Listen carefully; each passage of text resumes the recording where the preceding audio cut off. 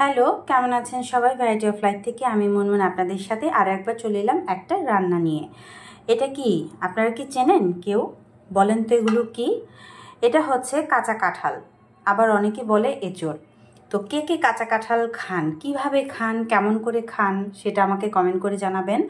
তো আজকে আমি কিভাবে রান্না করি সেটা আপনাদের সাথে শেয়ার করছি। আর রান্না করার আগে একটা কথা না বললেই না, কাঁঠালটা কিন্তু আমি কিনিনি বা আমি কাটিনি। এক ছোট ভাই ভালোবেসে তার বাসা থেকে একেবারে কেটে কুটে রেডি করে পরিষ্কার করে আজকেই আমাকে দিয়ে গেছে এবং আজকেই রান্না করে আমি খাবো। এই তো ভালোবাসাগুলো এইরকমই হয়। তো প্রথমে আমি কাঁঠালটা সেদ্ধ করে নেব, একটু হালকা ভাপ দিয়ে নেব। কাঁঠালগুলো লবণ দিয়ে হালকা একটু জলে ভাপিয়ে নিব, ওই রকম ট্যাকট্যাকে সিদ্ধ না, জাস্ট একটু ভাপ দিয়ে নেব। এঁচড়গুলো এইভাবে সেদ্ধ করে নিয়েছি। নামানোর আগে সামান্য একটু হলুদ দিয়েছিলাম, তাই এরকম একটু সুন্দর কালার এসেছে। এখন মূল রান্নায় চলে যাব। তেল গরম হয়ে গেছে, দিয়ে দেব 5 ফোড়ন, দেব এলাচ, দারচিনি, তেজপাতা। কাঁঠালের তরকারিটার মধ্যে আলু দেব, তাই ডুমো ডুমো করে কেটে রাখা আলুটা ফোড়নের সাথে একসাথে ভেজে নেব। আলুটা মোটামুটি ভাজা হয়ে গেছে, এখন মশলাগুলো দিয়ে দেব 1 চামচ একটু বেশি জিরার গুঁড়ো, দেব 1 চামচ আদা বাটা, দেব 1/2 চামচ হলুদ গুঁড়ো, দেব একদম সামান্য কাশ্মীরি লঙ্কার গুঁড়ো। সামান্য একটু জল দিয়ে সবগুলো মশলা ভালো মতো কষে নেব। আর মশলা কষানোর সাথে আলুটাও এই ফাঁকে সেদ্ধ হয়ে যাবে। মশলাটা যখন ভাজা ভাজা হবে তখন সেদ্ধ করে রাখা কাঁঠালটা দিয়ে দেব। মশলাটা অনেক সুন্দর করে ভাজা হয়ে গেছে, তেলও উঠে এসেছে। এখন কাঁঠালগুলো দিয়ে দেব।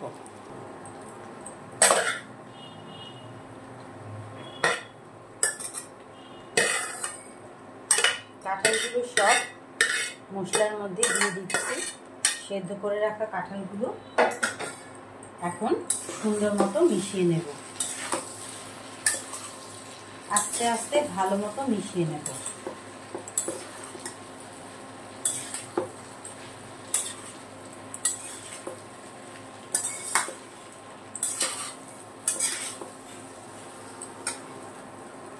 দেব সামান্য একটু চিনি। অনেকটা সময় নিয়ে কষিয়ে রান্না করলে কাঁঠালের এই তরকারিটা খুব মজা হয়, তাই অল্প আঁচে আস্তে আস্তে কষিয়ে কষিয়ে এটা রান্না করছি। অনেকটাই কষানো হয়ে গেছে, এখন দিয়ে দেব ঘি। নিরামিষ তরকারি বা কিছু এই জাতীয় তরকারির মধ্যে, ডালনা বা অন্য কিছু তরকারির মধ্যে ঘি ছাড়া কিন্তু জমেই না। তো আমি মোটামুটি 3 চামচের মতো ঘি দিয়ে দিলাম। কাঁঠালের তরকারিটা হয়ে গেছে, একদম আমি সুন্দর করে ভাজা ভাজা করে নিয়েছি। ঘিয়ের একটা খুব সুন্দর স্মেল আসছে। আমি নামিয়ে ফেলবো, তারপর সার্ভ করে দেখাচ্ছি আপনাদের। একদম মাখা মাখা হয়েছে।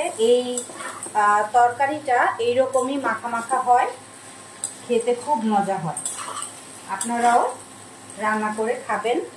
আর কি স্টাইলে এটা রান্না করে আপনারা খান সেটাও আমার সাথে শেয়ার করবেন।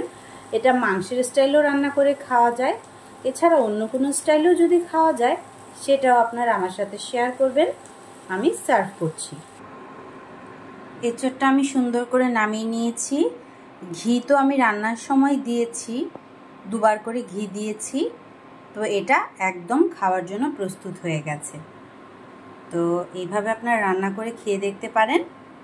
সবাইকে ধন্যবাদ।